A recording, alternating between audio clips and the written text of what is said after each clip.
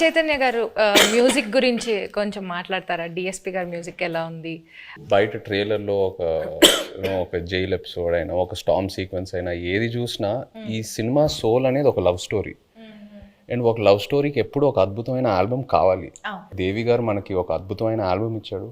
మొన్న హైలసా పాట కూడా రిలీజ్ అయిన తర్వాత అమేజింగ్ రెస్పాన్స్. అంటే బుజ్జి తల్లి తర్వాత ఇంకా ఏ పాట అయినా అందుకుంటుందా అని ఒక చిన్న క్వశ్చన్ మార్క్లో ఉన్నాను. బట్ హైలసా రెస్పాన్స్ చూసాక ఫీలింగ్ సో హ్యాపీ. సో దేవికి థ్యాంక్ యూ చెప్పాలి. అండ్ పైగా శ్రీమణి గారికి లిరిక్స్ రాసిన శ్రీమణి గారికి చాలా బాగా బ్లెండ్ చేసి super output. So I think half the job is done ఆ విషయంలో, సక్సెస్ విషయంలో, ఆడియో సక్సెస్ అయినట్టు. మ్యూజిక్ ఎవరిని పెట్టుకుందామని చాలా డిస్కషన్ వచ్చింది.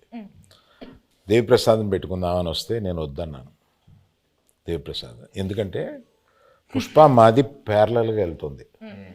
అయ్యి బాబాయ్ దానికి ఉండే కాన్సన్ట్రేషన్కి, దానికి ఉండే వర్క్కి దేవిప్రసాద్ టైం స్పేర్ చేయడు. దేవిప్రసాద్ నాకు చిన్నప్పటి నుంచి తెలుసు. మా ఫ్రెండ్ కొడుకు బాగా బోల్డ్ సినిమాలు చేశాడు. మా ఇద్దరికి అసలు మామూలుగా బయట ఎక్కడన్నా కనిపిస్తే మేము లవర్స్ కావలించున్నట్టు కావలించుకుంటాం. అంత ఇష్టం నాకు. కానీ ఈ సినిమా కరెక్ట్ కాదా అని ఇలాగా సందేహపడుతూ రోజు డైనింగ్ టేబుల్ బన్నీతోటి మరే ఈ మ్యూజిక్ ఒకటి కన్ఫ్యూజింగ్గా ఉంది, ఎవరిని పెట్టుకోవాలి ఏంటి అని అంటే దేవి అని ఎందుకు అనుకోండి, మీ పిక్చర్లో లాగేస్తారు మీరు మొత్తం, మాకు టైం స్పేర్ చేయరు, ఇంకా అదే ఇంత నిన్ను అడిగి డైరెక్టర్ని అడిగి మేము ఆయన టైం తెచ్చుకోండి, మాకు వద్దు, అలా వద్దు అన్నాం.